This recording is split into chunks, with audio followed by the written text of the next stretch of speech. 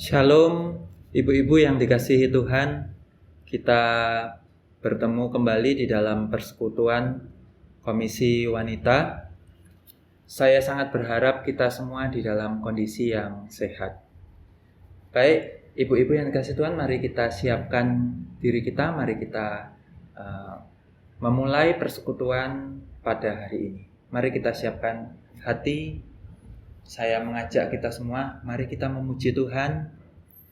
Mari katakan, Bapa, Engkau sungguh baik.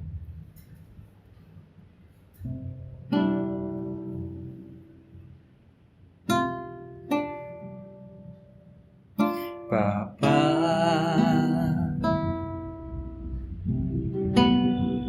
Engkau sungguh baik. Kasih-Mu melimpah di hidupku.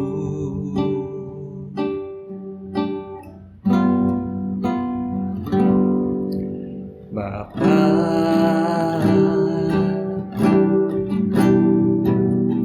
ku berterima kasih.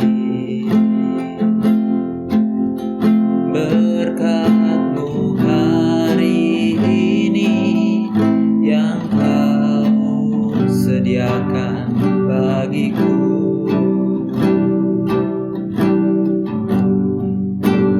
Naikkan syukurku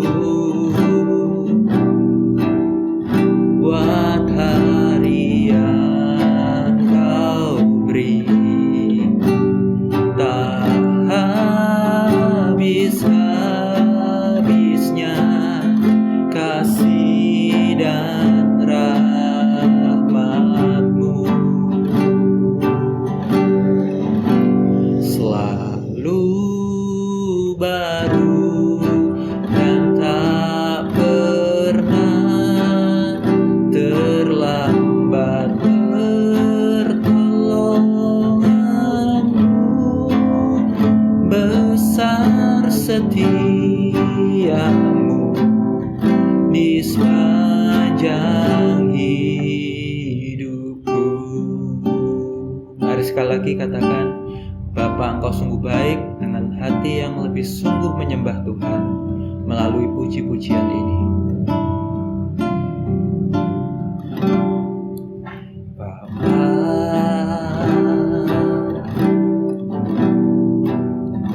Engkau sungguh baik, kasih-Mu melimpah di hidupku.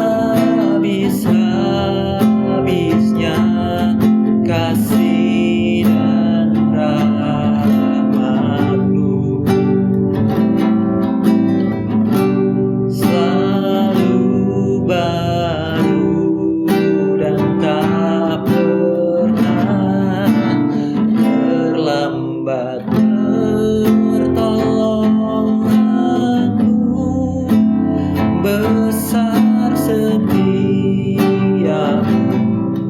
di sepanjang hidupku.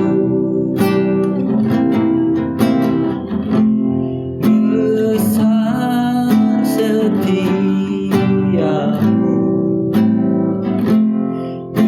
besar setiamu,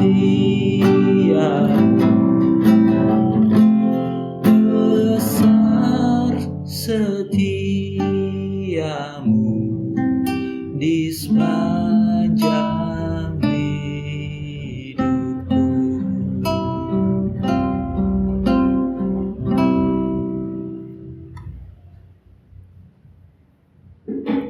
Ibu-ibu yang dikasihi Tuhan, mari kita siapkan diri kita, mari kita siapkan hati kita. Sebentar lagi kita akan merenungkan firman Tuhan bersama.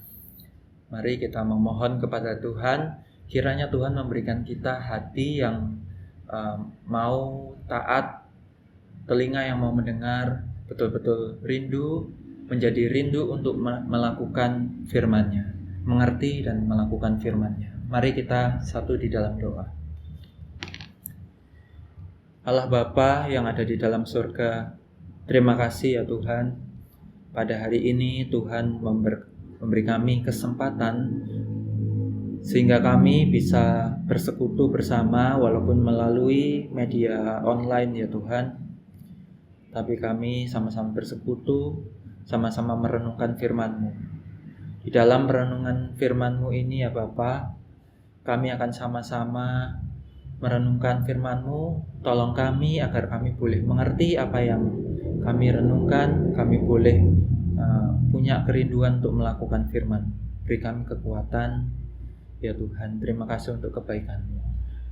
Berkati waktu-waktu yang ada, di dalam nama Tuhan Yesus Juru Selamat kami yang hidup, kami berdoa dan mengucap syukur. Amin. Baik saudara, kita akan sama-sama merenungkan firman Tuhan. Pada kesempatan kali ini saya mau mengajak kita bersama untuk merenungkan sebuah tema, yaitu ibadah bukan adat istiadat. Saya mau mengajak kita membuka di dalam Yesaya 29 ayat 13. Saya akan membacakan bagi kita semua, saudara dapat menyimak di dalam Alkitab masing-masing. Yesaya 29 ayat 13. Dan Tuhan telah berfirman, oleh karena bangsa ini datang mendekat dengan mulutnya dan memuliakan aku dengan bibirnya, padahal hatinya menjauh daripadaku, dan ibadahnya kepadaku hanyalah perintah manusia yang dihafalkan. Nah saudara, melalui perenungan pada hari ini, saya mau mengajak kita untuk kita sama-sama merenungkan arti dari ibadah. Bagaimana sih kita memaknai ibadah yang seharusnya sesuai dengan kebenaran Alkitab? Tahukah saudara bahwa Yesaya ini dibagi menjadi dua bagian, dan ada yang melihat kitab Yesaya ini sebagai miniatur dari Perjanjian Lama dan Perjanjian Baru. Saudara, konsep miniatur ini adalah konsep yang penting untuk kita sadari bersama. Kadang kita untuk melihat objek yang besar, kita membutuhkan satu model. Agar kita dapat melihat objek yang besar, bisa membayangkannya, kita bisa mudah untuk mengingatnya. Satu kali ketika saya pindah ke Jakarta, saya pernah mengalami kejadian yaitu tersesat di jalan tol, saudara. Jadi pada saat itu saya ada tujuan ke Banten untuk mengunjungi seseorang. Karena saya baru pertama kali ke sana, maka untuk menuju ke Banten, saya pikir akan lebih mudah untuk lewat jalan tol. Namun saudara, saya tidak mengerti betul ya kondisi jalan tol di Jakarta. Ternyata jalan tol di Jakarta itu lebih rumit daripada daripada jalan tol yang ada di Surabaya, saudara. Ya, kita tunggu sebentar. Daripada jalan tol yang ada di Surabaya, saudara. Karena jalan tol yang ada di Jakarta itu lebih dari satu cabang, saudara. Dan ketika saya mau menuju ke Banten itu, saudara, yang terjadi adalah karena saya tidak memahami jalan tol di sana, saya malah menuju ke Karawang. Akibatnya saya tersesat di jalan tol lebih kurang 4 jam, saudara. Harusnya saya ke Banten itu cuma 1 jam, tapi saya tersesat lebih kurang 4 jam. Nah, ini terjadi karena saya tidak mendapatkan gambaran dari jalan tol yang ada di Jakarta. Seiring berjalannya waktu, saya mulai belajar melihat peta dan menghafalkannya. Saudara, ketika saya melihat peta ini mempermudah saya untuk mengerti bagaimana rute-rute jalan tol yang ada di Jakarta, sehingga saya bisa membayangkannya dan saya tidak tersesat lagi.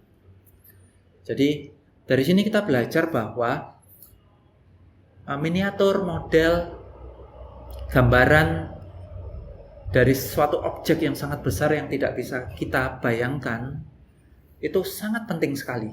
Nah, dalam hal ini saya membayangkan bahwa manusia itu lemah di dalam menangkap gambaran besar tentang karya dan rencana Allah dalam hidup manusia. Oleh sebab itu manusia perlu satu pengingat, perlu satu model miniatur yang dimana manusia terus diingatkan akan teruslah percaya kepada Allah, teruslah berharap kepada Allah. Nah, oleh sebab itu ibadah di dalam PL, kita bisa melihat bahwa ibadah di dalam PL adalah kiasan dari rencana Allah terhadap manusia. Saudara, manusia itu perlu diingatkan akan Allah. Kalau kita lihat di dalam Alkitab, bagaimana kondisi bangsa Israel yang walaupun sudah ditolong Allah, tapi sering sekali jatuh di dalam penyembahan terhadap Allah-Allah lain. Nah, Allah-Allah di sini adalah buatan Allah yang dibuat oleh manusia, bukan Allah yang sejati. Nah, mereka yang sudah mengalami pertolongan Allah pun masih mudah sekali untuk jatuh di dalam dosa, mudah sekali jatuh di dalam penyembahan terhadap Allah-Allah lain. Kita bisa lihat itu di dalam Alkitab, betapa seringnya bangsa Israel jatuh bangun di dalam hubungannya, relasinya dengan Allah. Dan Allah lah yang akan terus memperbaiki relasi itu. Nah, di sini ibadah adalah perintah Allah, panggilan Allah, perkenanan Allah agar manusia datang kepada Allah dan mengingat akan Allah, terus berharap kepada Allah. Oleh sebab itu, penting sekali untuk kita menyadari bahwa kita ini perlu terus diingatkan. Umat Allah perlu terus untuk diingatkan untuk berharap kepada Allah. Maka di dalam ibadah perjanjian lama ada bentuk-bentuk di dalam upacara yang menjadi gambaran, yang menjadi kiasan bahwa manusia itu memerlukan Allah, manusia itu harus datang kepada Allah. Contohnya, saudara, ada upacara penghapusan dosa. Nah, ini adalah satu gambaran bahwa Allah lah yang memberi penghapusan dosa. Allah lah yang memperkenan, Allah lah yang menunjukkan caranya, Allah lah yang punya rencana bagaimana seharusnya manusia itu, dosa-dosa manusia itu bisa dihapus dengan cara yang benar sesuai dengan cara Allah. Saudara yang dikasihi Tuhan, ibadah di dalam PL adalah ketetapan Allah agar umatnya terus melakukannya untuk menjaga umatnya tetap mengingat Allah. Ibadah ini penting sekali, saudara. Walaupun ada ibadah bangsa Israel, walaupun sudah ditolong Allah, sering sekali bangsa Israel jatuh di dalam penyembahan terhadap Allah-Allah lain. Oleh sebab itu, ibadah harus dilakukan. Di dalam PL, di dalam perjanjian lama, sifat ibadah itu penuh dengan peraturan-peraturan. Nah, mengapa? Karena itulah cara komunikasi, itulah bagaimana cara Allah agar manusia itu terus sadar bahwa dirinya itu memerlukan Allah dan terus harus berelasi dengan Allah, terus harus di dalam pengharapan kepada Allah. Nah, namun sayangnya karena bentuknya peraturan-peraturan saudara, maka kadangkala manusia terjebak di dalam rutinitas, hanya melakukan aturan-aturan tersebut dan melupakan makna sebenarnya dari aturan-aturan tersebut. Saya beri contoh saudara.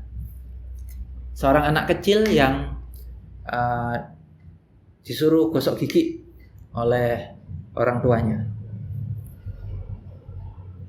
Jam 9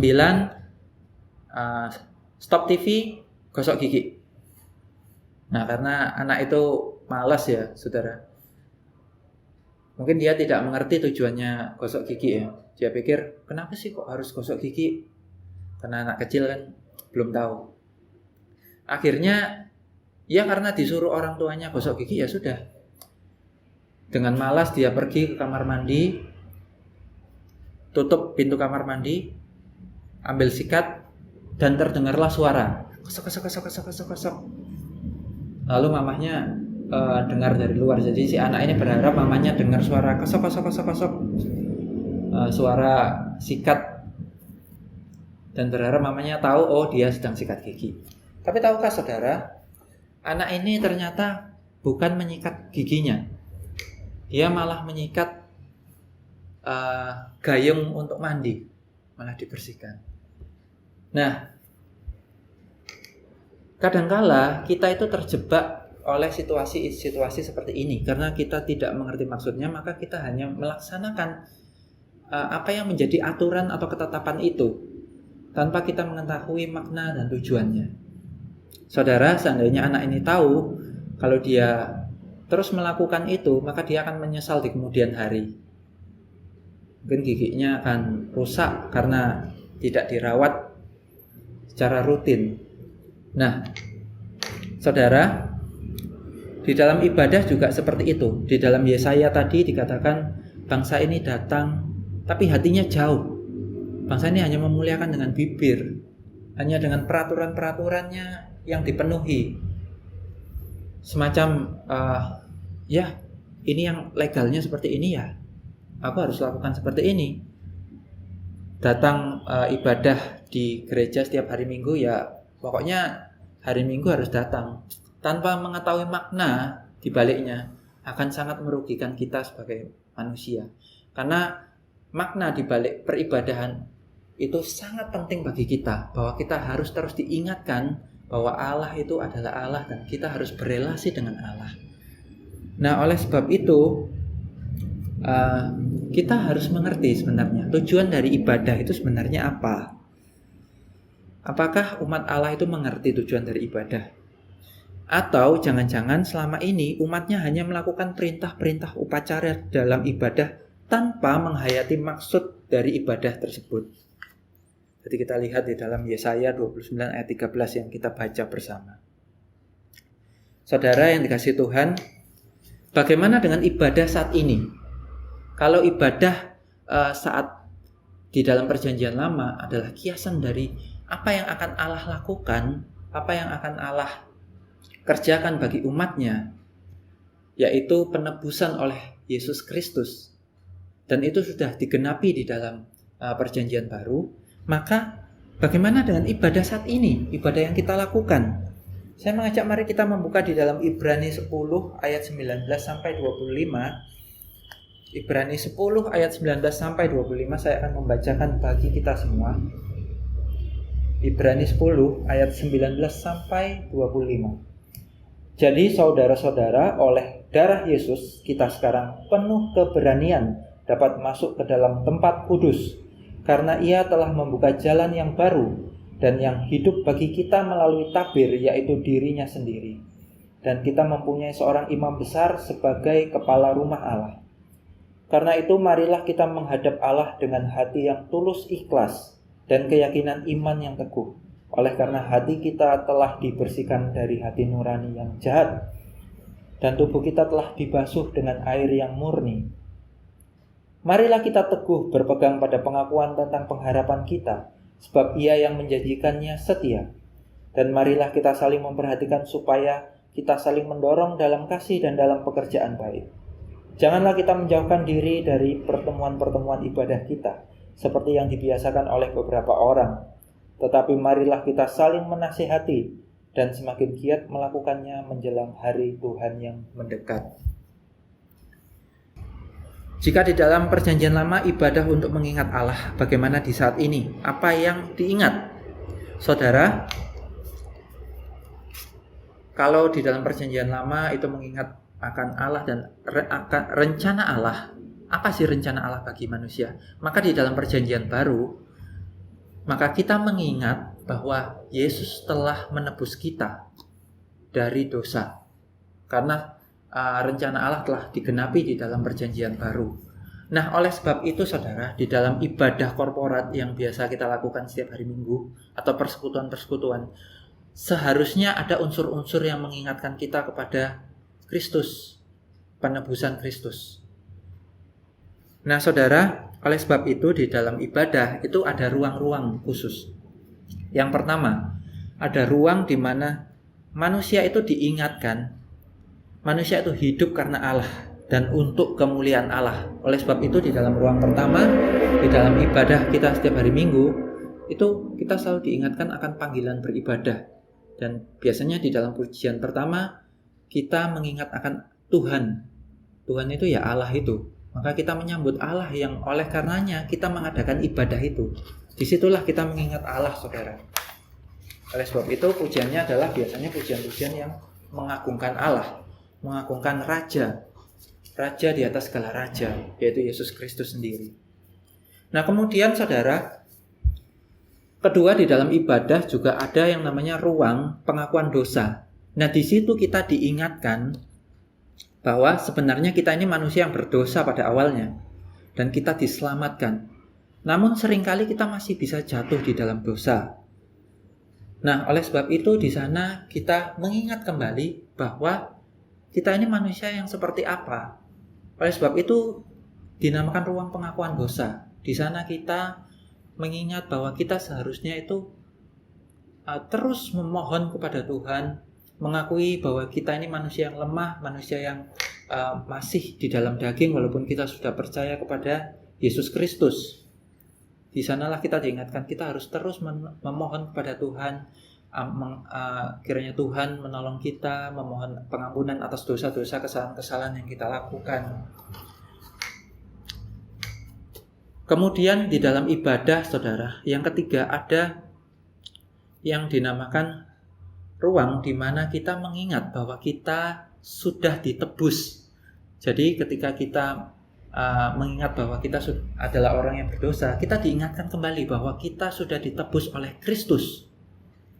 Maka di sana kita diingatkan bahwa seharusnya kita bersukacita, seharusnya kita bergembira, dan seharusnya kita hidup untuk Kristus, hidup sesuai dengan kehendak Kristus, hidup di dalam visi dan misi Allah. Kalau kita sudah percaya Kristus, apa yang seharusnya kita lakukan? Kalau kita sudah percaya Kristus, bagaimana seharusnya kita hidup? Kemudian di sana ada juga ruang di mana kita merenungkan firman-Nya, kita diingatkan untuk kita tetap di dalam firman-Nya, hidup sesuai dengan firman-Nya. Ada ruang di mana kita meresponi firman-Nya, kita bersyukur melalui persembahan, melalui puji-pujian, melalui perbuatan-perbuatan kita, menunjukkan rasa syukur kita. Ada ruang di mana kita mengaku bahwa Yesus adalah Tuhan dan Juru Selamat. Ada ruang di mana kita sekali lagi mengingatkan kepada diri kita maupun orang lain bahwa Yesus adalah Tuhan dan Juru Selamat di dalam pengakuan iman rasuli dan sepanjang ibadah di mana kita terus menggaungkan bahwa Yesus telah mati bagi kita. Kita seharusnya percaya kepadanya. Kemudian ini yang terpenting, saudara. Ada ruang di mana setelah kita beribadah, kita diutus ke dalam dunia untuk melakukan firman yang sudah kita dengar. Kita diutus ke dalam dunia untuk melakukan kehendak Allah, untuk hidup di dalam firman Allah. Saudara yang dikasihi Tuhan, sebenarnya kita diutus ke dalam ibadah yang sebenarnya. Jadi kalau kita berada di dalam ibadah korporat, ibadah yang setiap hari Minggu itu kita diingatkan sebagai miniatur model bagaimana kita seharusnya hidup di dalam kehidupan sehari-hari. maka setelah kita ingat, maka kita diutus. Nah, firman Tuhan berkata di dalam Matius 28 ayat 19-20, maka kita sudah kita mengingat itu, kita diutus untuk melakukan firman Allah, yaitu menjadikan semua bangsa murid. Dan di sanalah kita juga diberkati, saudara, yaitu penyertaan dari Tuhan. Nah, penting sekali kita tidak memisahkan ini, saudara. Jadi setelah ibadah kita bukan hanya diberkati, tapi yang penting pertama kita diutus ke dalam ibadah yang sebenarnya. Dan janji Tuhan adalah ketika kita melakukan firman-Nya, maka Tuhan akan menyertai kita senantiasa sampai kepada akhir zaman. Penting sekali untuk kita menyadari makna dari ibadah ini, saudara. Setelah kita ibadah, kita ingat bahwa kita ini orang berdosa. Kita sudah ditebus Kristus, maka kita harus hidup untuk Kristus. Saudara yang dikasihi Tuhan, persekutuan adalah bagian dari ibadah. Nah, maksud dari persekutuan ini memang salah satunya adalah ketika kita melakukan ibadah korporat, kita bisa bertemu bersama, kita bisa bersekutu bersama. Tapi tidak terbatas hanya itu, saudara. Ketika kita bergerak di dalam dunia ini, di dalam satu visi dan misi Allah, maka kita bersekutu juga di dalam Allah. Kita bersekutu juga di dalam Kristus. Ketika kita melakukan firman Tuhan, maka kita bersekutu juga dengan sesama kita yang sama-sama melakukan firman Tuhan. Saudara yang dikasihi Tuhan, kalau kita membaca tadi di dalam Ibrani 10 ayat 19-25, maka tadi di ayat 23 dikatakan kita hidup di dalam pengharapan kepada Allah. Oleh sebab itu seharusnya kita sesama orang percaya itu bersekutu. Jadi ketika kita bersekutu, kita diingatkan hidup di dalam pengharapan kepada Allah. Kemudian di ayat yang ke-24, di dalam persekutuan itu juga ada saling memperhatikan. Kalau kita mengingat bagaimana jemaat mula-mula ya, kondisinya pada saat itu memang banyak orang percaya yang berada di dalam kondisi yang miskin. Jadi memang pada kondisi saat itu mereka harus saling berbagi karena banyak orang Kristen yang miskin pada saat itu. Nah, kita melihat di situ ada saling memperhatikan.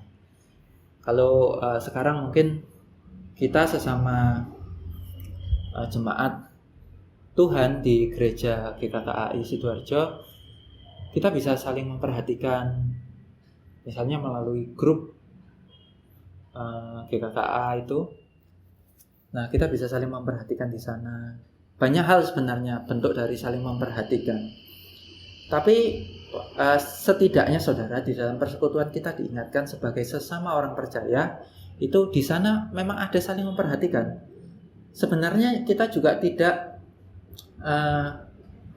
dipaksa. Jadi sebenarnya kita bukan dipaksa, saudara, tapi di dalam persekutuan itu menimbulkan saling memperhatikan.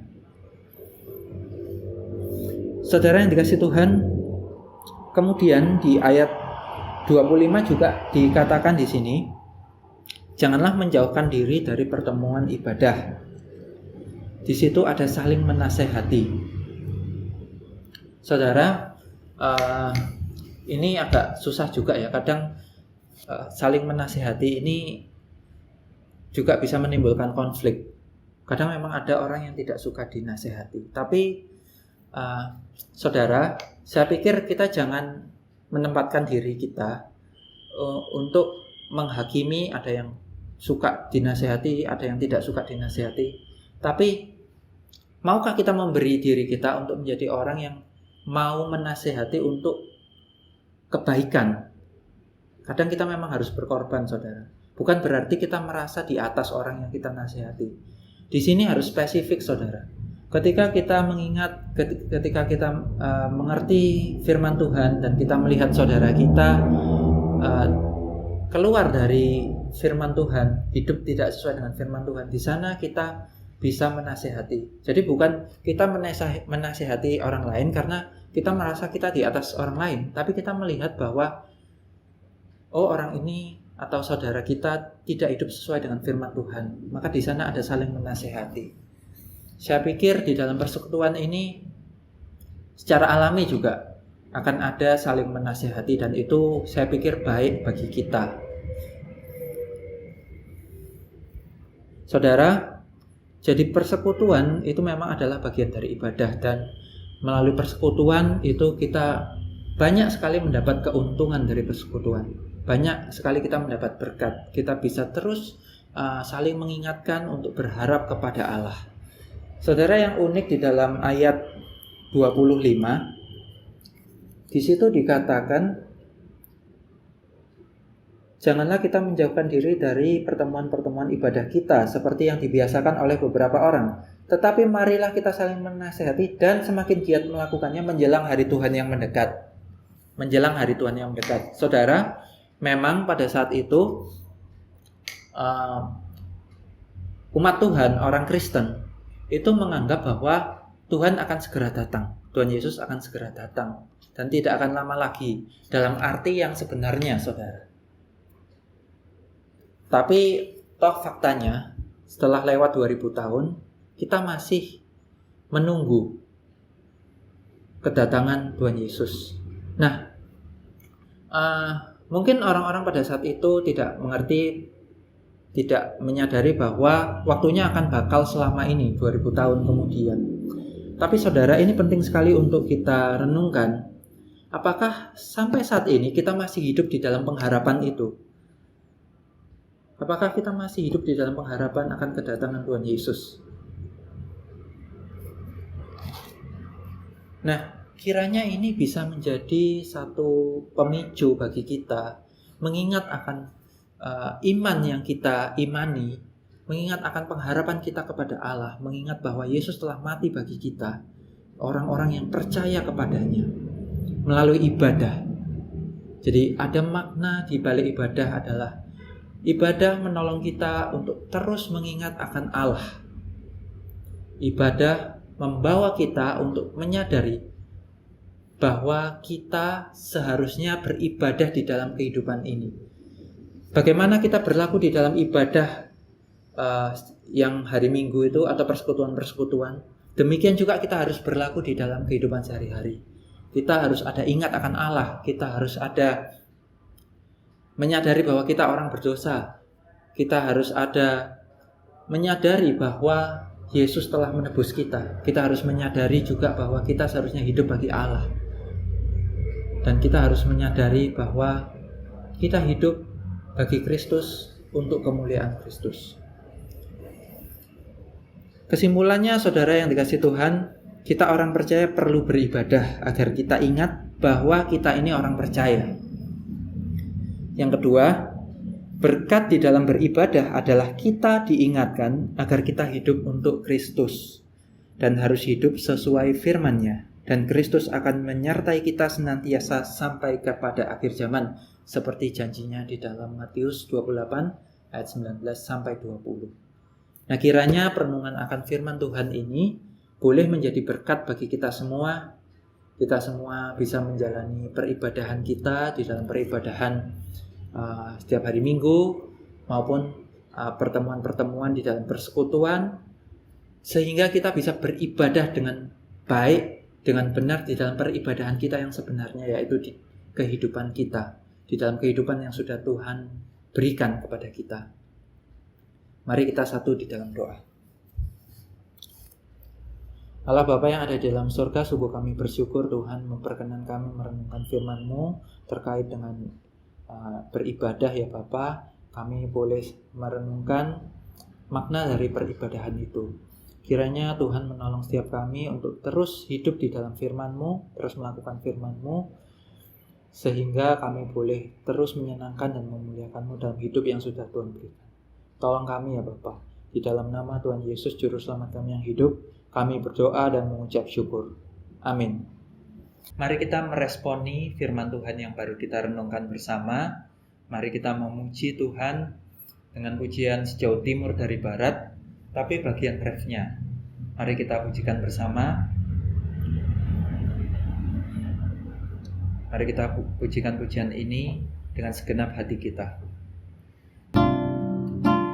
Betapa besar kasih pengampunanmu Tuhan, tak kau pandang hina hati yang hancur.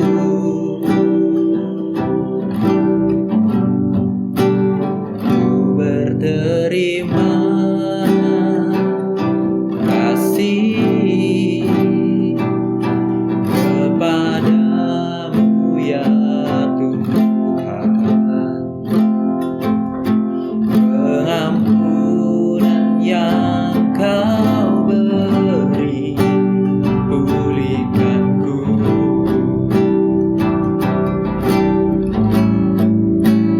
Betapa besar kasih pengampunanmu Tuhan, tak kau pandang hina hati yang hancur.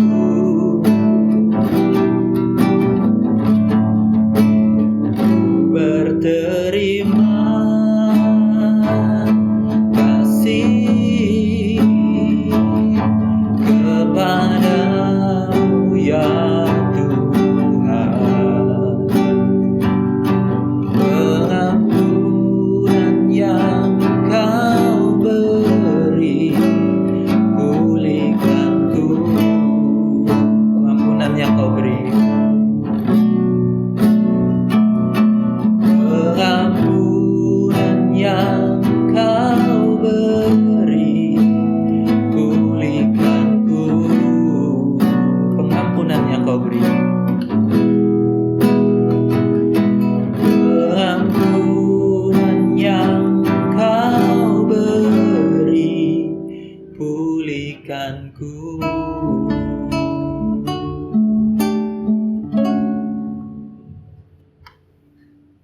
Mari kita masuk di dalam doa syafaat. Ibu-ibu, saya mengundang setiap kita, mari kita mendoakan untuk jemaat GKKAI. Yang pertama, mari kita doakan untuk pertumbuhan iman kepada Tuhan Yesus. Mari kita satu di dalam doa. Allah Bapa yang ada di dalam surga, kami pada saat ini berdoa untuk jemaat-Mu GKKA Sidoarjo di tempat ini ya Bapa.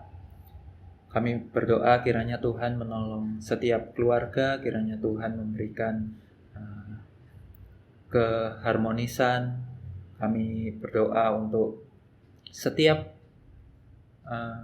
pengenalan akan Tuhan, pertumbuhan iman kepada Tuhan Yesus. Kiranya Tuhan menjaga di dalam masa-masa seperti ini. Kiranya Tuhan menolong ya Bapa. Tetap di dalam Tuhan, tetap berjalan di dalam kehendak-Mu. Tolong setiap jemaat-Mu ya Bapa. Tolong kami Bapa, segala kemuliaan hanya bagi-Mu. Dalam nama Tuhan Yesus kami berdoa dan mengucap syukur. Amin. Yang kedua, mari kita doakan untuk pergumulan setiap jemaat Tuhan di GKKAI Sidoarjo. Mari kita satu dalam doa. Allah Bapa yang ada di dalam surga, kami bawa ke dalam doa untuk setiap pergumulan jemaat-Mu ya Bapa. Tuhan tolong kami Bapa. Pergumulan apapun, baik keluarga, kesehatan, ekonomi, pekerjaan, kami mohon kepada Tuhan, kiranya Tuhan menolong kami. Segala kemuliaan hanya bagi-Mu ya Bapa. Dalam nama Tuhan Yesus kami berdoa dan mengucap syukur. Amin. Bu-ibu, mari kita doakan untuk para hamba Tuhan di GKKAI Sidoarjo. Kiranya Tuhan memberikan hikmat dan bijaksana.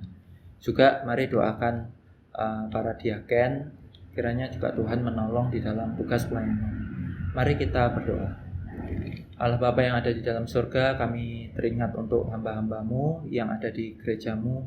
Bapa, kami bersyukur Tuhan menempatkan para hamba-Mu di gereja-Mu. Kiranya Tuhan berikan hikmat bijaksana, terus berjalan di dalam visi misi yang sudah Tuhan berikan.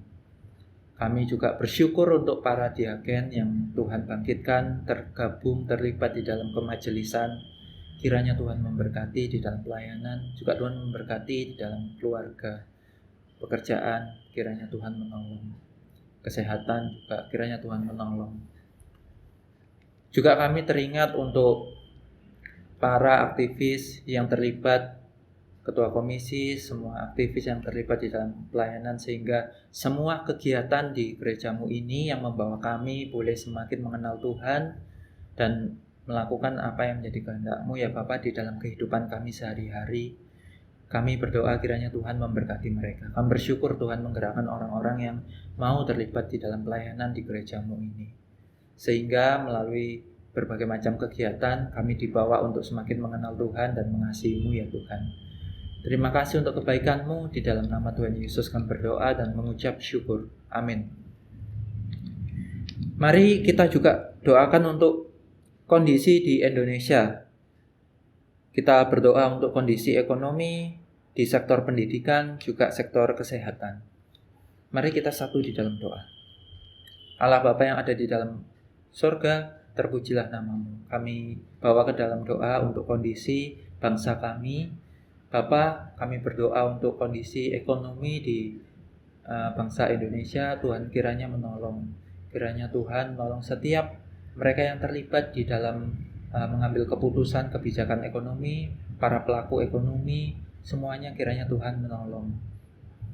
Kami juga berdoa untuk pendidikan di Indonesia ini, di masa-masa seperti ini, kiranya Tuhan menolong mereka yang ambil keputusan dalam kebijakan-kebijakan yang menentukan metode-metode untuk belajar.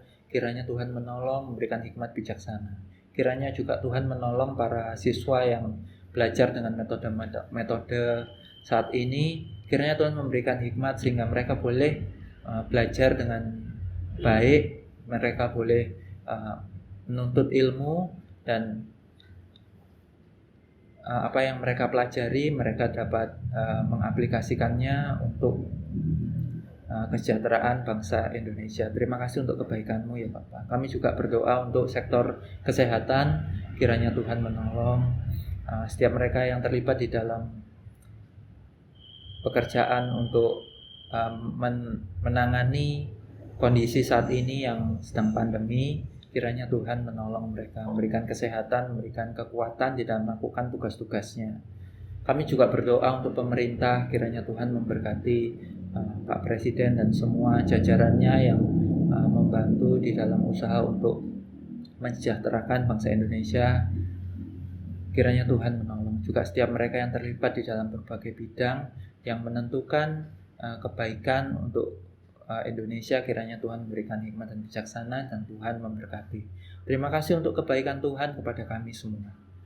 Bapa, terima kasih. Inilah pokok-pokok doa syafaat kami. Kiranya Tuhan menolong kami. Di dalam nama Tuhan Yesus, Juru Selamat kami yang hidup, kami berdoa dan mengucap syukur. Amin. Ya, ibu-ibu, tiba saatnya mari kita akan menutup persekutuan pada hari ini. Mari kita tutup di dalam doa. Mari kita satu dalam doa. Allah Bapa yang ada di dalam surga, sungguh kami bersyukur Tuhan memperkenan kami boleh bersekutu pada hari ini. Walaupun melalui media sosial, kiranya Tuhan menolong kami melalui persekutuan ini, kami dibawa untuk semakin mengasihi Tuhan. Terima kasih untuk kebaikan-Mu ya Bapa, segala kemuliaan hanya bagi-Mu. Tuhan, tolong kami di mana kami hidup sehari-hari, hidup untuk Tuhan. Kiranya Tuhan menolong kami agar kami terus melakukan kehendak-Mu, melakukan firman-Mu, hidup di dalam firman. Kiranya Tuhan menyertai setiap kami. Terima kasih untuk kebaikan-Mu kepada kami ya Bapa. Segala kemuliaan hanya bagi-Mu. Di dalam nama Tuhan Yesus, Juru Selamat kami yang hidup, kami berdoa dan mengucap syukur. Amin. Tuhan memberkati. Sampai bertemu kembali di dalam persekutuan Komisi Wanita minggu depan.